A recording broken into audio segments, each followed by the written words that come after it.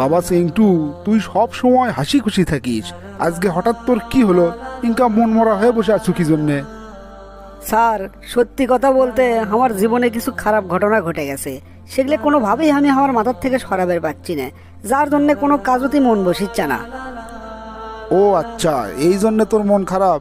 বাবা, একটা কাজ করতো, আজকে দুপুরের খাবারটা তুই না আমার বাড়িতে খাস তো আমার সাথে, তোকে আমি দাওয়াত দিলাম। আচ্ছা স্যার, ঠিক আছে।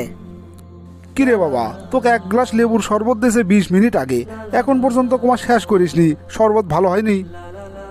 স্যার, আসলে শরবতটা অনেক বেশি লেবু হয়ে গেছে, এত বেশি লেবু যে টকের জন্য মুখে দেওয়া যাচ্ছে না, এই জন্য খাবার পাইনি।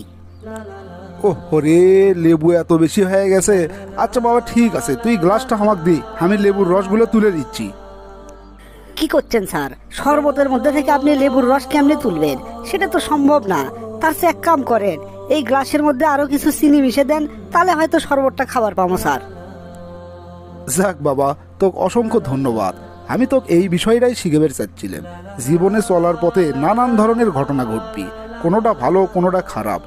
কোনো খারাপ ঘটনা আমাদের মনটাকে একবারে বিষাক্ত করে তুলবি। আর আমরা যদি সেই খারাপ ঘটনাটা নিয়েই পড়ে থাকি, সব সময় ওটা নিয়েই চিন্তা করি, তাহলে কিন্তু কোনোভাবেই সামনে আগবের পারবো না। এই জন্য আমাদের সগলিরই উচিত খারাপ অভিজ্ঞতাগুলো পিছনে ফেলে দিয়ে সামনের দিকে আগে যাওয়া, যাতে চীনের মতো নতুন নতুন অভিজ্ঞতা আমাদের সাথে যুক্ত হবার পারে, যাতে আমরা আবার আনন্দ নিয়ে সামনে আগে যাবার পারি। স্যার, এখন আমি বুঝতে পারছি, আপনার এই কথা শোনার পর থেকেই আমার মাথার থেকে ওই দুশ্চিন্তাটা চলে গেছে স্যার।